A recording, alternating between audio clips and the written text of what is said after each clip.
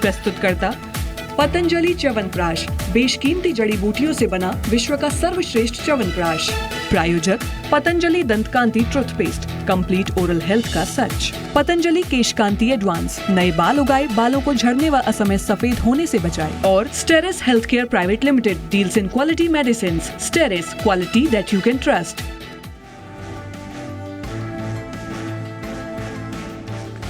निचले स्तरों से अच्छी रिकवरी के साथ बंद हुए बाजार। सेंसेक्स 150 अंकों से ज्यादा उछला तो निफ्टी 64 अंक चढ़ा।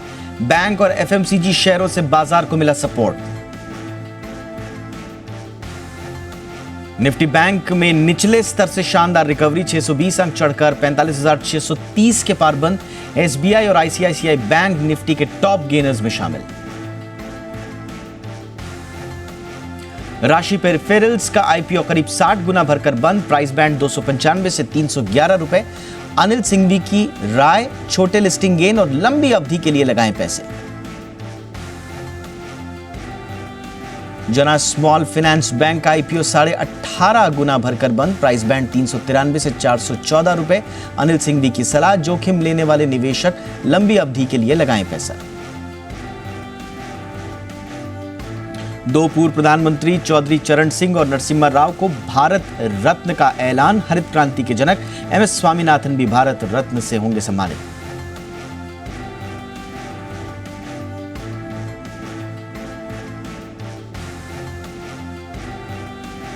नमस्कार, बाजार अगले हफ्ते में आपका स्वागत है। इस शो में शुक्रवार के बाजार का पूरा एक्शन, साथ ही साथ सोमवार के लिए स्ट्रैटेजी और शेयरों में कमाई के शानदार मौके हम बताते हैं। अगर शेयरों से जुड़ी कोई भी सवाल आपके पास है तो प्लीज़ हमें कॉल कीजिए। हमारा फ़ोन नंबर नोट कीजिए 022-2300-1634। और इसके अलावा एक और नंबर जिस पर आप कॉल कर सकते हैं वो है दूसरा नंबर 022-2300-1635। आप हमें फेसबुक पर भी संपर्क कर सकते हैं @ZEE Business Online, और एक्स यानी कि ट्विटर पर हैं तो हमारा हैंडल है @ZEE Business। अपने सवाल हमें भेजिए, बस आपको हैशटैग इस्तेमाल करना है, हैशटैग बाजार आज और कल। और मेरे साथ सोमवार के लिए आपकी तैयारी कराने के लिए जी बिजनेस के मैनेजिंग डायरेक्टर अनिल सिंघवी हैं। इसके अलावा मेरे साथ एक और खास मेहमान हैं, मार्केट एक्सपर्ट सुदीप बंदोपाध्याय जी। सुदीप जी, बहुत बहुत स्वागत है। सुदीप जी के पास चलें, उससे पहले देख लेते हैं शुक्रवार के बाजार में कुल मिलाकर कैसा रहा कारोबार। तो देखिए, कारोबारी हफ्ते के आखिरी दिन बाजार में तगड़ा एक्शन देखने को मिला। बाजार के प्रमुख इंडेक्स सुस्त शुरुआत के बाद टूटे, लेकिन अंत में बढ़त बाजार के साथ बाजार जो है वो बढ़त के साथ बंद हुए। सेंसेक्स 167 अंक चढ़कर 71,595 के स्तर पर क्लोज हुआ। वहीं निफ्टी 64 अंक चढ़कर 21,782 के स्तर पर पहुंचा, जबकि बैंक निफ्टी 622 अंक उछलकर बंद हुआ। बाजार को बैंकिंग सेक्टर का जोश मिला, साथ ही साथ एफएमसीजी और फाइनेंशियल सेक्टर से भी खरीदारी हुई, जबकि ऑटो और मेटल सेक्टर में बिकवाली हुई।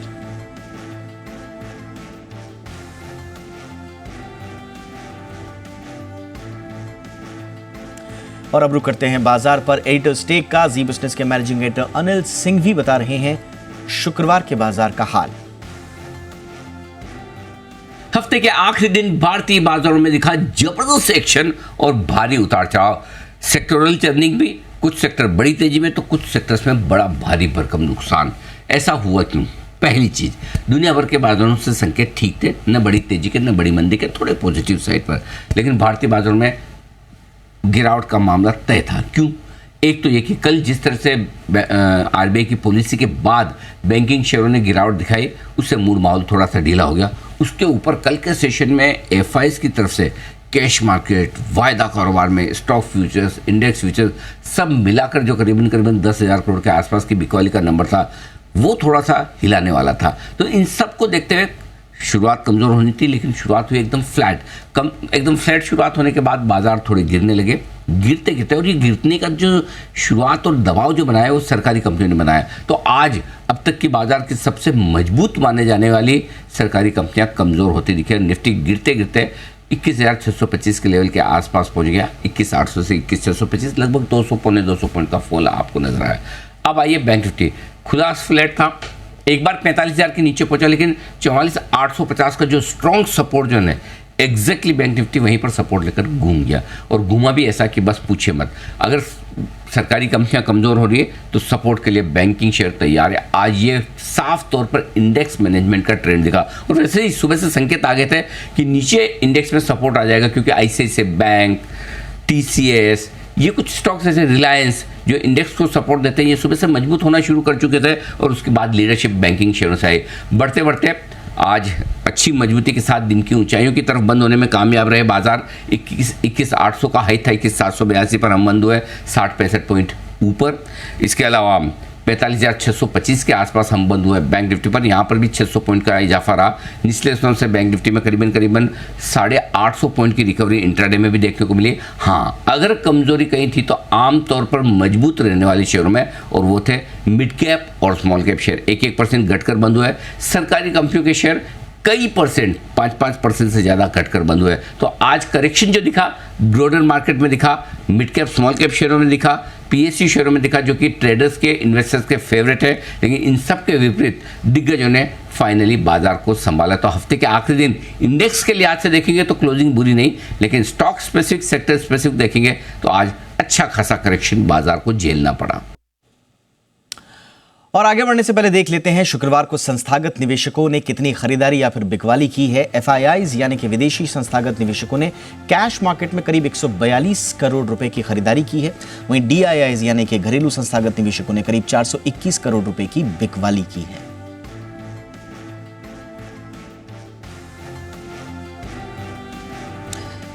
और अब रुक करते हैं हमारे खास मेहमान का। मार्केट एक्सपर्ट सुदीप बंदोपाध्याय जी हमारे साथ जुड़ चुके हैं। एक बार फिर स्वागत है सुदीप जी। सर, वर्तमान स्थिति क्या लग रही है मार्केट की, और दशा दिशा क्या है? स्थिति तो अच्छी है। देखिए, fundamentally nothing has changed Indian market में। जो मैक्रो फैक्टर्स हैं बहुत स्ट्रांग है। ग्लोबल जो हेडविंड्स थे, ग्लोबल जो जियोपॉलिटिकल इश्यूज थे, वहां पे बहुत कुछ सुधार नहीं आया है। पर सबसे बड़ी बात यहाँ पे ये है कि ऑयल प्राइसेस जो कि इंडिया के लिए बहुत बड़ा फैक्टर होता है, क्योंकि इंडिया में सिग्निफिकेंट ऑयल इंपोर्ट होता है।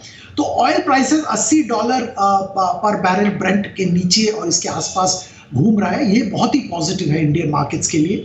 तो फिस्कल जो पोजीशन इंडिया का है, इससे स्ट्रेंथन होता है, कोई गड़बड़ नहीं होता है। तो हम लोग को लगता है कि इंडियन मार्केट्स में पॉजिटिव मूड बरकरार रहेगा। वोलेटिलिटी जरूर थोड़ा रहेगा, और जैसे अभी इलेक्शन के सीजन, इलेक्शन की तरफ हम लोग बढ़ रहे हैं, थोड़ा बहुत वोलेटिलिटी जरूर देखने को मिलेगा। इसके अलावा बहुत सारे शॉर्ट टर्म इन्वेस्टर्स हैं जिनको कि FIIs की मैं जिक्र कर रहा हूं, जिनको कि चाइना रिलेटिवली अंडरवैल्यूड दिख रहा है, तो चाइना में शायद थोड़ा बहुत बेटिंग कर रहे हैं और इंडिया से थोड़ा पैसा निकाल रहे हैं। पर लॉन्ग टर्म या स्ट्रेटेजिक इन्वेस्टर्स जो है, उनका नजर अभी भी इंडिया पे टिका हुआ है, और वो इंडिया में पैसा लाते रहेंगे। Temporary fluctuation, temporary FIIs outflow, ये सब देखने को मिलेगा। पर अगर हम 3 से 6 महीने का एक व्यू लें, तो वहां पे हम लोगों को FII इनफ्लो भी पॉजिटिव लग रहा है, FII फ्लोज भी बहुत पॉजिटिव लग रहा है। डोमेस्टिक जो SIP के जरिए मार्केट में पैसा आ रहा है, वो भी तगड़ा है। तो ओवरऑल मार्केट में positive bias medium to long term में बरकरार रहेगा।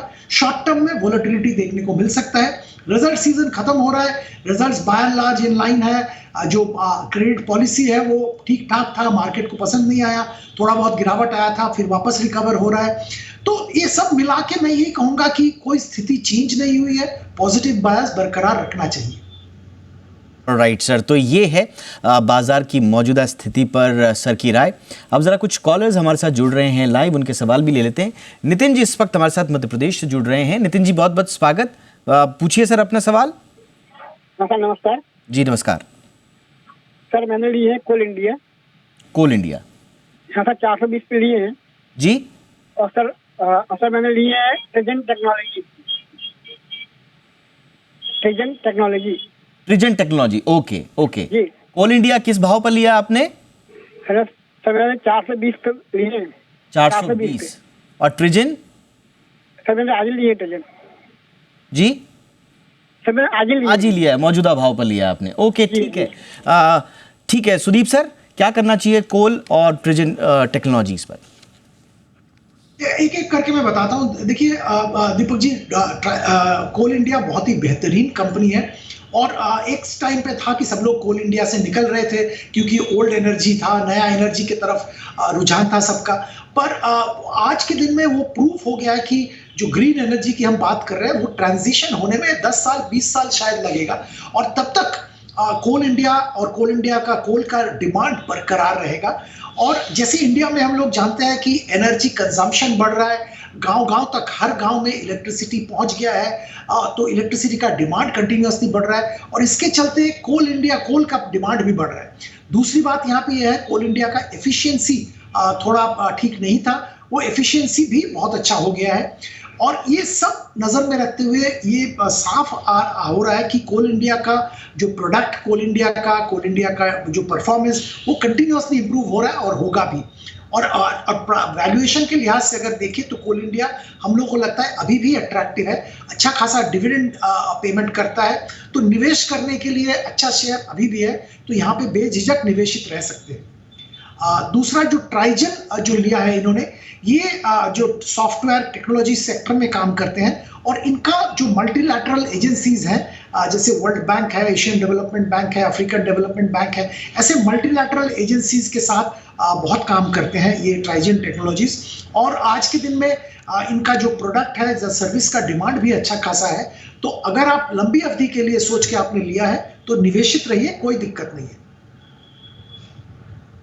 और ये है नितिन जी के लिए राय। अब उत्तर प्रदेश से अमित जी हमारे साथ जुड़ रहे हैं, बहुत बहुत स्वागत है, पूछिए सर अपना सवाल। सुदीप जी। हाँ, नमस्कार सर। सर मेरा जो क्वेश्चन है सर वो स्टोव क्राफ्ट लिमिटेड को लेकर के है। सर मैं इसमें 2 साल से फंसा हुआ हूँ। इसमें मैंने 670 रुपए पर शेयर के हिसाब से खरीदा था, 400 शेयर, जो कि मैं काफी लॉस में चल रहा हूँ। मेरे को क्या करना चाहिए, होल्ड करना चाहिए या मैं सेल कर दूं सर? ठीक है अनिल जी। और स्टोव क्राफ्ट 670 के लेवल पर इनकी खरीदारी है सर। सुदीप सर क्या सलाह देंगे आप?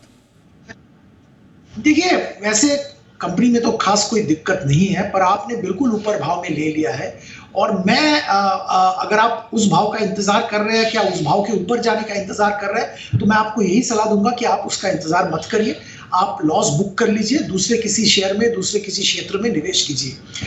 फंडामेंटली ये compete करते हैं टीटी के प्रेस्टीज जैसे कंपनी के साथ, हॉकिंस, टीटी के प्रेस्टीज ऐसे कंपनीज के साथ compete करते हैं।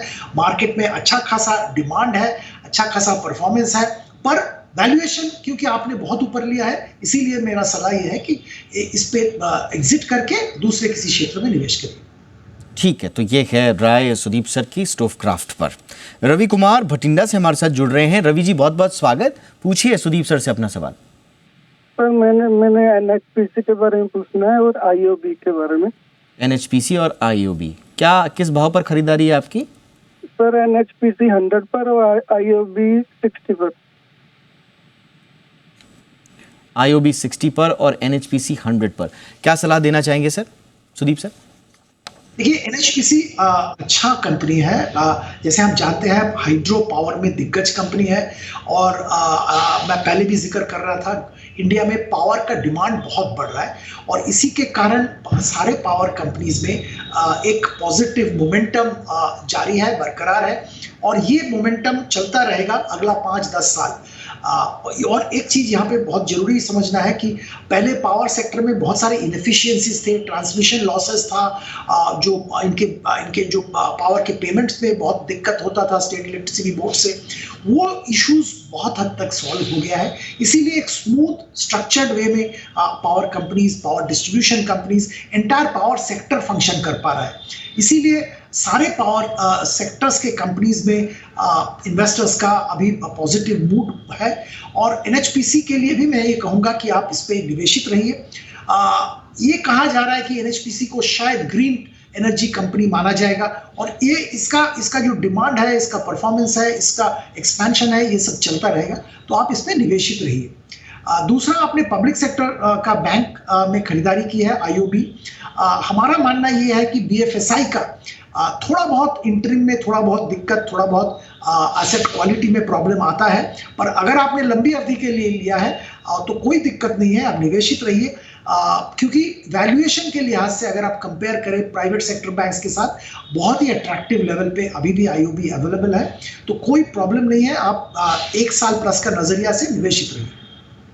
ऑलराइट सर, तो ये है रवि जी के लिए एनएचपीसी और आईओबी पर सलाह। चंद्रशेखर जी हमारे साथ जुड़ चुके हैं। चंद्रशेखर जी बहुत बहुत स्वागत है, पूछिए सर सुदीप जी से अपना सवाल।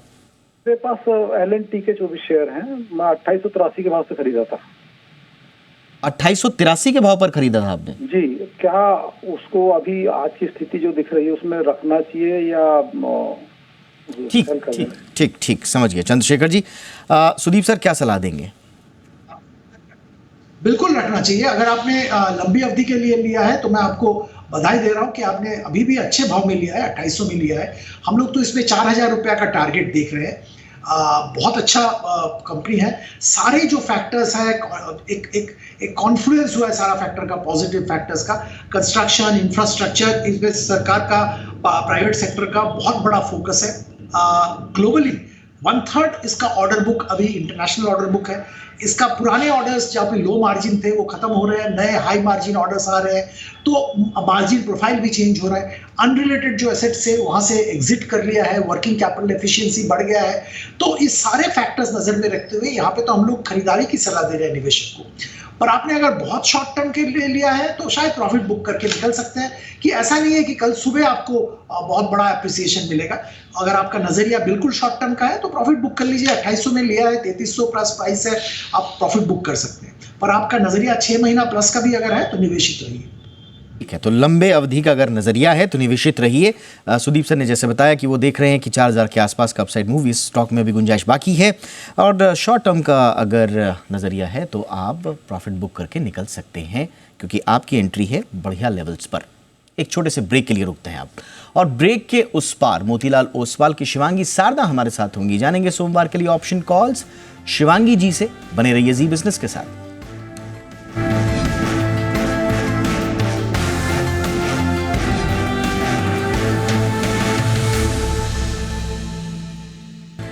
ब्रेक के बाद आपका स्वागत है, और अब देखते हैं जी बिजनेस के मैनेजिंग एडिटर अनिल सिंघवी अगले हफ्ते के लिए बाजार पर क्या स्ट्रैटेजी बनाने के लिए सलाह दे रहे हैं।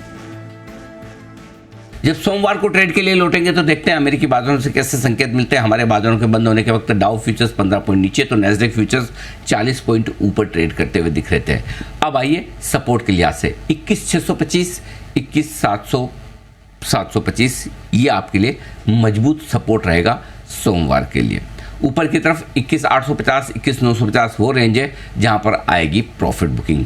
बैंक निफ्टी का जहां तक सवाल है 45,500 के आसपास लेगा सपोर्ट। इसके नीचे जाने पर सीधा 45,000 के पास सपोर्ट है, और ऊपरी स्तरों पर 45,800 से 46,000 की रेंज वो है जहां पर आएगी प्रॉफिट बुकिंग। इस पर नज़र रखनी है। लेकिन इंपॉर्टेंट और इंटरेस्टिंग क्या है, क्या मिड कैप शेयरों का, स्मॉल कैप शेयरों का और PSU शेयरों का करेक्शन एक दिन में खत्म हो गया या थोड़ा और आगे बढ़ेगा? ये सबसे इंपॉर्टेंट है होगा, क्योंकि बाजार का मूड वहीं से डिसाइड होता है। तो इंडेक्स तो मजबूत है, सेक्टर स्पेसिफिक एक्शन आपको सोमवार को भी बाजार में देखने को मिलेगा। और ऑप्शन की स्ट्रैटेजी बताने के लिए हमारे साथ हैं मोतीलाल ओसवाल फाइनेंशियल सर्विसेज की शिवांगी सारदा। शिवांगी जी बहुत बहुत स्वागत। बताइए मैम सोमवार के लिए ऑप्शन स्ट्रैटेजी। जी good evening Deepak, thank you for having me on the show. तो हमने देखा है कि बाजार में सेक्टर स्पेसिफिक एक्शन काफी स्ट्रांगली नजर आते हुए दिख रहा है। इस वीक हमने देखा है कि बैंक निफ्टी जो है वो पूरे स्ट्रेंथ में आते हुए दिखा है, specially led by PSU bank. तो यहाँ आज मेरा पहला पसंदीदा काउंटर जो है वो है SBI। वीकली बेसिस पे एक रेंज ब्रेकआउट हमने देखा है स्टॉक में, काफी अच्छा प्राइस वॉल्यूम सर्ज के साथ पिछले 3 दिनों से अच्छे ओपन इंटरेस्ट के एडिशन हुए हैं यहाँ पे। तो यहाँ पे मेरी राय रहेगी कि हम खरीदारी के मौके ढूंढे। 730 के कॉल ऑप्शन के में खरीदारी करें। 16 की स्टॉप लॉस और 28 का एक टारगेट बनते हुए दिख रहा है इधर। दूसरा पिक है मेरा सीमेंट स्पेस में से, यहाँ भी एक काफी अच्छा एक्शन है, और पूरे ही बाजार में ये एक ऐसा सेक्टर वीकली बेसिस पे स्ट्रॉन्ग क्लोजिंग दिया है। तो यहाँ पे ACC पसंद आ रहा है मुझे। ये स्टॉक ने एक पोलन फ्लैग पैटर्न फॉर्मेशन का ब्रेकआउट दिया है डेली फ्रेम में। एक ग्रेजुअल बेसिस पे हमने देखा है कि कंसोलिडेशन के बाद वॉल्यूम इंक्रीज हुआ है यहाँ पे, तो एक अच्छे बाइंग इंटरेस्ट की इंडिकेशन है। एक RSI भी एक पॉजिटिव डाइवर्जेंस दिखाते हुए दिख रहा है। तो यहाँ पे मेरी राय रहेगी कि हम 2640 के कॉल ऑप्शन में खरीदारी के मौके ढूंढे। 66 के स्टॉप लॉस और 110 के टारगेट बनते हुए दिख रहे हैं। बहुत बहुत शुक्रिया शिवानी जी, तो दो हैं ऑप्शंस की स्ट्रैटेजी। SBI खरीदारी की सलाह 703 के कॉल ऑप्शन पर 16 का स्टॉप लॉस, 28 का टारगेट, पहला, और दूसरा ACC 2640 कॉल ऑप्शन खरीदारी की सलाह, 66 का स्टॉप लॉस आपको लगाना है 110 के टारगेट के लिए। में है सोमवार के लिए ऑप्शन स्ट्रैटेजी। फटाफट से चलते हैं सुदीप सर के पास। सुदीप सर, मौजूदा माहौल में एक लॉन्ग टर्म पिक अगर आपकी कोई हो तो हमारे दर्शकों को दें सर। देखो दीपक जी, दो शेयर का मैं जिक्र करूंगा। पहला, टेक्सटाइल क्षेत्र का दिग्गज कंपनी इंडोकाउंट। ये दुनिया का सबसे बड़ा कंपनी बेड लिनन और होम टेक्सटाइल सेगमेंट का है। कैपेसिटी एक्सपेंशन होने के बाद 153 million metre capacity annualised level पे हो गया है। मार्की सारे क्लाइंट्स हैं इसके, और कैपेसिटी यूटिलाइजेशन कंटिन्यूसली बढ़ रहा है विद चाइना +1 जो स्ट्रैटेजी ग्लोबल कंपनीज ने लिया है एक्विजिशन प्रोडक्ट खरीदने का, उसके जरिए, और ये जियोग्राफिकल एक्सपेंशन भी कर रहे हैं। कॉटन प्राइसेस कम होने के कारण इसका कॉस्ट ऑफ प्रोडक्शन कम हुआ है, इसका भी बेनिफिट प्रॉफिट मार्जिन में देखने को मिल रहा है। स्ट्रॉन्ग प्रोडक्ट प्रोफाइल और कस्टमर रिलेशनशिप होने के कारण उनको बेनिफिट भी मिलता है। और आने वाले दिनों में जो FTA पर्टिकुलरली UK के साथ फ्री ट्रेड एग्रीमेंट साइन होने का है, और भी कुछ कंट्रीज के साथ बात चल रहा है, अगर FTA साइन होता है तो उसका भी बहुत बड़ा फायदा इसको मिलेगा। 320 रुपए का टारगेट 1 साल के लिए रख के यहाँ पे खरीदारी की सलाह दे रहे हैं। दूसरा कंपनी जिसका मैं जिक्र करूंगा, Rosari biotech.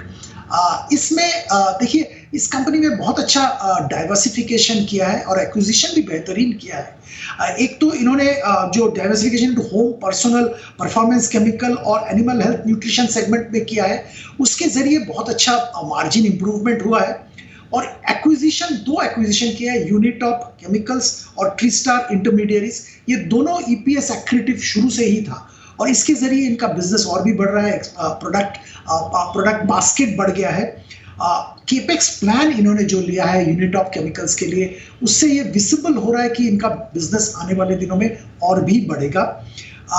Focus on margin expansion, geographical expansion company का है, जो कि बहुत अच्छा है एज ए इन्वेस्टर। और जो पुराना जो इनका ओरिजिनल सेगमेंट था, textile and speciality chemical segment, वहाँ पे भी रिकवरी हो रहा है, और आने वाले दिनों में वहाँ पे भी बेनिफिट्स मिलने की संभावना है। ओवरऑल 900 रुपये का टारगेट 1 साल के लिए रख के खरीदारी की सलाह देते हैं।